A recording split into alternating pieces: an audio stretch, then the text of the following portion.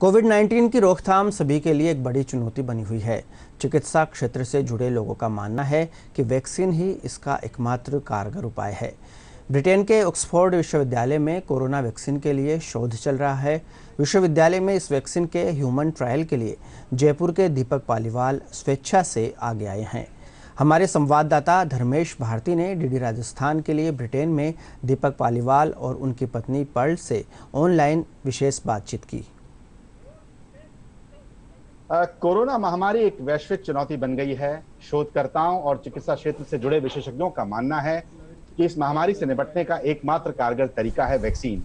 ऐसे ही कोविड-19 की रोकथाम के लिए एक ट्रायल यूके के ऑक्सफोर्ड विश्वविद्यालय द्वारा की जा रही है और इस वैक्सीन का ट्रायल का हिस्सा बने हैं जयपुर के मूल निवासी दीपक पालीवाल, जो अब यूके में रहते हैं।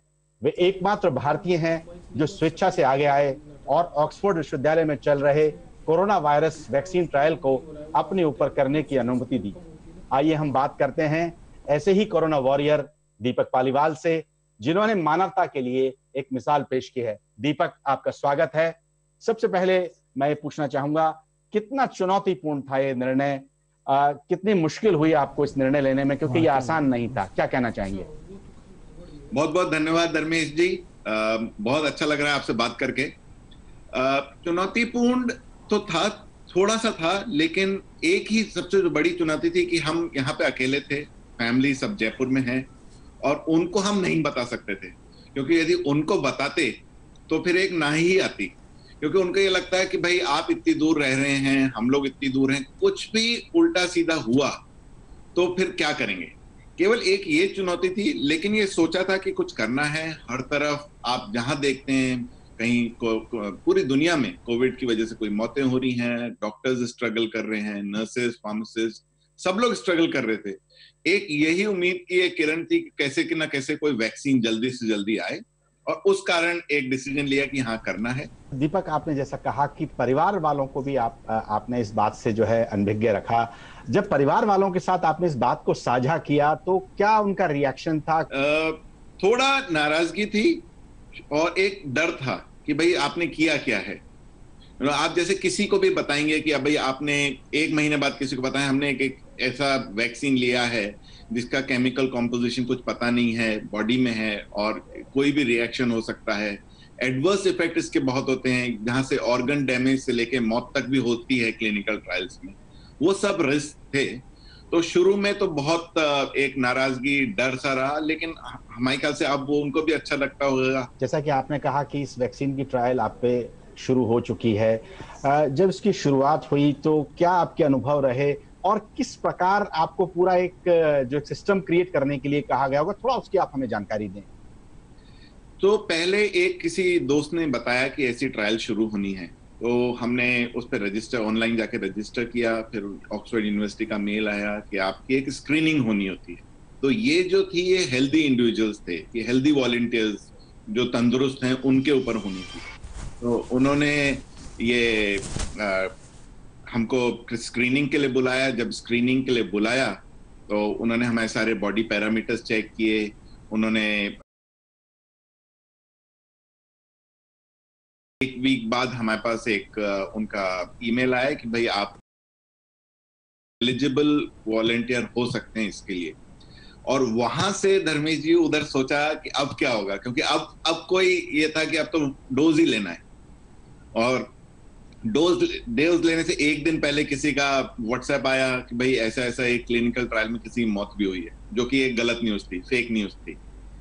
और वहां पे गए, उन्होंने फिर एक बार एडवर्स इफेक्ट का एक वीडियो दिखाया डॉक्टर्स ने वहां के, कि भाई ऐसा ऐसा हो सकता है, आप करना चाहते हैं कि नहीं। फिर फाइनली हाँ बोला, उन्होंने डोज दी। फिर हमको 3 घंटे तक उन्होंने मॉनिटर किया और उन्होंने फिर हमको एक ई डायरी भरने को दी, जो कि 1 महीने तक भरनी थी रेगुलरली। उसमें वो देखते थे कि भाई सिम्टम्स, आपको फीवर तो नहीं हो रहा, कोई भी एडवर्स रिएक्शन देखे तो आप, वो हमको रोज उनको ऑनलाइन ई डायरी भरनी पड़ी थी। और अब वो 1 वीक में एक बार फोन करते हैं और रेगुलर फॉलोअप करते हैं। देखिए, इसमें पूरा जो आपने एक प्रक्रिया बताई, इसके समक्ष एक चुनौती और भी थी कि मान लीजिए जैसे ट्रायल हो रहा है, इसकी सफलता को लेकर भी एक प्रश्न चिन्ह आपके कहीं ना कहीं जहन में होगा। तो कैसा आपको लग रहा था कि भाई क्या इसका परिणाम होगा?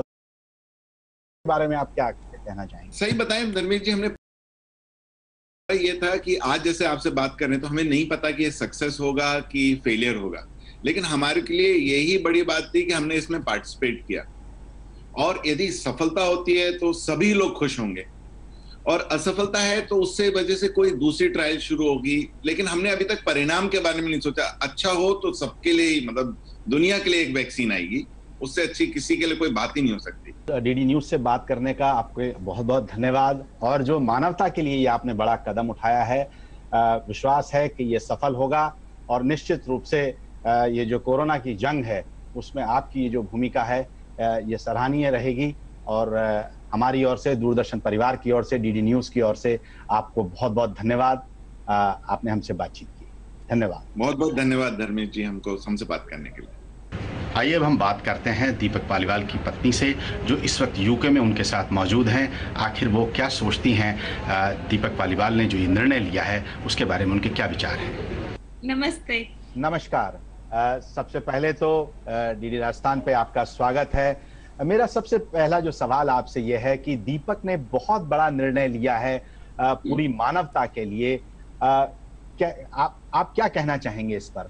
मैं यही कहना चाहूंगी कि उनका काफी रिस्पेक्ट करती हूँ। इतना बड़ा निर्णय उन्होंने लिया है, बहुत ही जो कठिन था, सबके लिए आसान नहीं होता ये ऐसी, मतलब इतना बड़ा डिसीजन लेना। तो शुरुआत में मैं इस निर्णय से उतना ज्यादा खुश नहीं थी, तो लेकिन जब उन्होंने इतनी डिटर्मिनेशन से ये निर्णय ले लिया, so I do respect it. That's all I can. Doordarshan से बातचीत के लिए आपका बहुत बहुत धन्यवाद, और उम्मीद है, विश्वास है कि ट्रायल सफल होगा।